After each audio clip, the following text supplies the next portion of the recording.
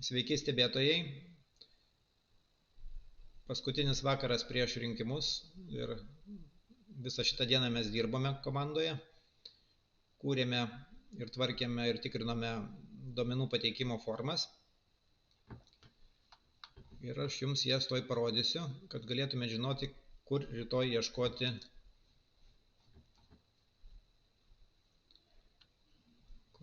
ieškoti visokių dalykų.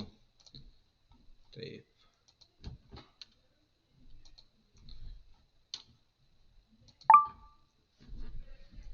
Ar matosi mano pateikta forma? Pasakykite, nes aš dabar pats nežinau. Matosi. Tai va. Pas mus atsirado skyrelis, kuris vadinasi stebėtojui mūsų puslapyje. Ir čia galite rasti labai svarbius dalykus. Pirmas dalykas tai yra va čia va. Čia yra instrukcijų rinkinys rinkimų organizatoriams šitų metų, gautas visai nesenai, nufotografuotas. Jame yra išrašyta smulkiai visi komisijos veiksmai, taip pat ir stebėtojo atžvilgiu. Todėl labai gerai būtų, kad persiskaitytumėt ir žinotumėt, nes čia yra instrukcija, pagal kurią dirba komisija ir jūs galėsite sekti, ar jie ją vykdo. Toliau yra skyrelis stebėtojo dokumentų ruošiniai. Viduje pasispaudę ant nuorodos rasite skundų, pavyzdžius ir kitą informaciją. Taip pat rasite stebėtojų gildijos YouTube kanalo nuorodą, kuriame ir rasite šitą mūsų įrašą. Ir rasite 3 formas. Aktyvumo registravimas. Tai šitą formą galėsite pildyti visą dieną ir įrašyti duomenis, kaip rinkėjai atėjo, kelintą tenai buvo, kiek jų prisirinkė 8 valandai, kiek 9 valandai, 10. Ir kiekvienos valandos skaičių jūs turite įrašyti susumuotą nuo dienos pradžios. Ir rasite prezidento rinkimų protokolą ir referendumo protokolą, nes vyksta 2 politinės kompanijos ir jos apskaitomos yra atskirai. Todėl kiekvienai iš jų yra ir atskiri protokolai pildomi. Dabar aš pabandau atversti protokolą ir parodyti, kaip jis yra pildomas. Tai jūs kaip ir registruodamiesi, taip ir dabar privalėsite pažymėti savo elektroninio adresą. Toliau privalėsite išsirinkti, kurios apylinkės protokolą jūs pildote. Ir turėsite įkelti savo stebėtojo pažymėjimo nuotrauką.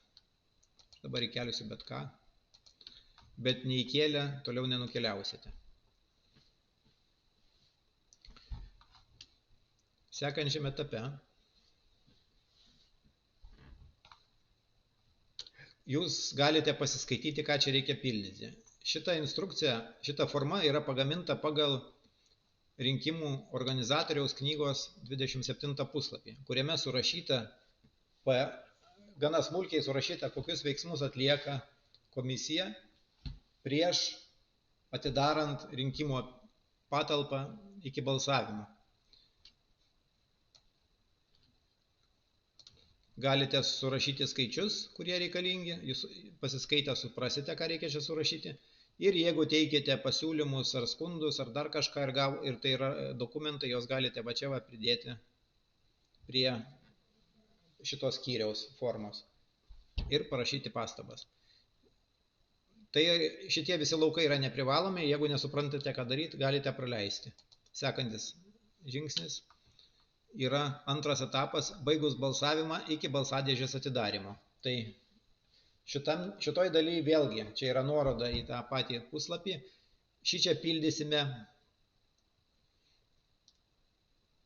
kiek nepanaudotų biuletenių po balsavimo liko nepanaudotų, kiek jų sugadintų Ir vėl dokumentai ir pastabos. Vėlgi, jeigu nesuprantate, nepildykite. Atidarius balsadėžę ir suskaičiavus pagal 30 puslapį, rūšiuojami balsai į negaliojančius, į galiojančius, reiškia į dvi krūveles. Ir vėl galite prisekti dokumentus, galite parašyti pastabas. Jeigu nesuprantate, galite nepildyti. Sekantis etapas. Iš galiojančių biuletenių toliau yra jau balsai skirstomi pagal kandidatus. Čia bus 8 kandidatai. Jūs visiems jiems galite įrašyti, kiek jie surinko balsų. Ir vėlgi, kažkokių tai dokumentų, pagal kuriuos komisija susirašė ant lapelių, nuotraukos ir jūsų pastabos. Sekantis etapas. Tai yra gautų balsavimo vokų skaičiavimas. Jisai aprašytas rinkimų organizatoriaus knygoje 30 ir 31 puslapyje.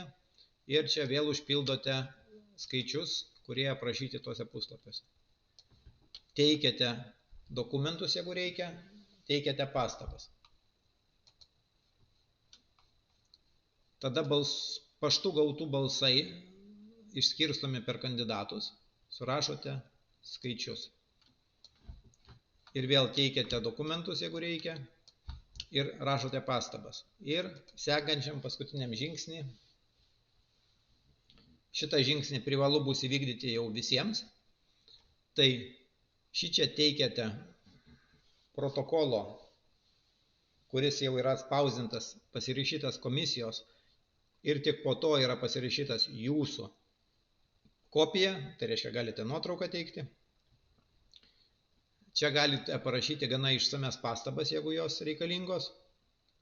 Ir tam, kad mums būtų lengviau suprasti, kad yra šiam protokolui teiktos pastabos ar nėra teiktos pastabos, kad nereikėtų jų skaityti, o tiesiog žinotume, kad su šito protokolu yra viskas gerai, tai tada rašote, kad pastabos nėra teiktos, o jeigu protokolu jūs skundėte raštu, tada parenkate, kad teikite. Ir spaudžiate šitą formą užsaugoti. Aš čia neįdėjau protokolo nuotraukos, aš ją įdėsiu.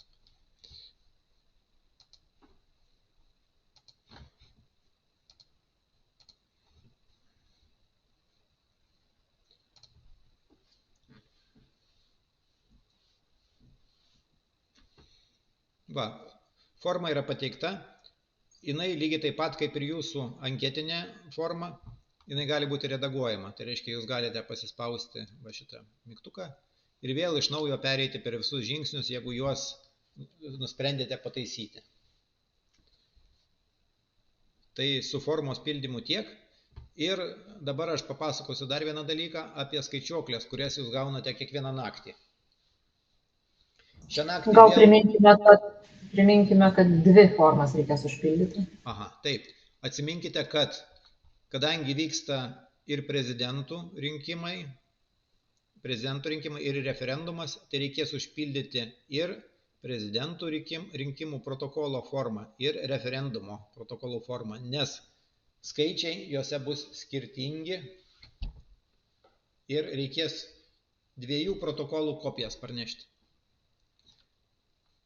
Taip, dabar pasakoju apie kas naktį gaunamas skaičiuoklės. Šią naktį vėl gausite naują skaičiuoklę, kurioje bus įvairių dalykų, kai kurie jau pastebėjo jos praeitą naktį. Aš sugebėjau iš rinkimų komisijos atvirų duomenų nusiskaityti visus stebėtojus, kurie yra išvis registruoti ir juos sužymėti.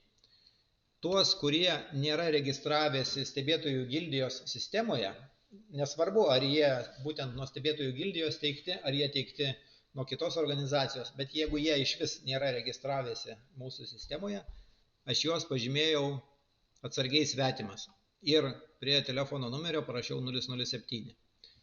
O čia matote, kokiai organizacijai jie priklauso, čia matote, kokius įgaliojimus jie turi, reiškia, kokiame mieste jie gali stebėti. ir jų vardą pavardę. Jeigu pažįstate žmonės, kurie yra iš pilietinių organizacijų, arba Igno Vėgėlės, arba Eduardo Vaitkaus, tai galite ir juos pažįstate, tai jūs galite su jais tartis ir susitarti, kur stebėsite ir kad viens kitą pavaduotumėte, kad nepabirtumėt. Tie stebėtojai, kurie nėra pasirinkę, jie visi priskirti prie nulinės apylinkės, tai yra tiesiog Kauno miestui.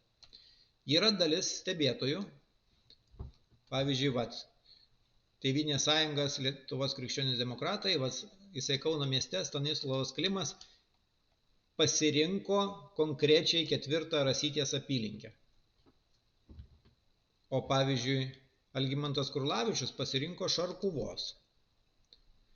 Ir matome, kad Šarkuvos apylinkėje dar gali stebėti Renata Žarkaitienė, kuri turi 2 pažymėjimus, vieną iš Eduardo Vaitkaus, kitą iš stebėtojų gildijos. Taigi, šitą informaciją jums padės susisiekti su stebėtojais ir juos lengviausia bus susirasti skambinant telefonu. Jeigu norite rašyti elektroninį adresą, tada teks rašyti mūsų koordinatoriai Sigitai, čia jos yra elektroninis adresas, nes gavome pastabų iš kitų stebėtojų, kurie nenori, kad jų elektroniniai adresai būtų į skaičiuoklės įtraukti. Ir jūsų patogumui dar yra apylinkių pavadinimai, apylinkių adresai, apylinkių telefonai ir apylinkių elektroniniai adresai. Taigi, iš manęs tiek žinių, baigiu dalinimąsi ekranu, perleidžiu pakalbėti mūsų komandai. Tai kad viskas suprantama, labai ačiū.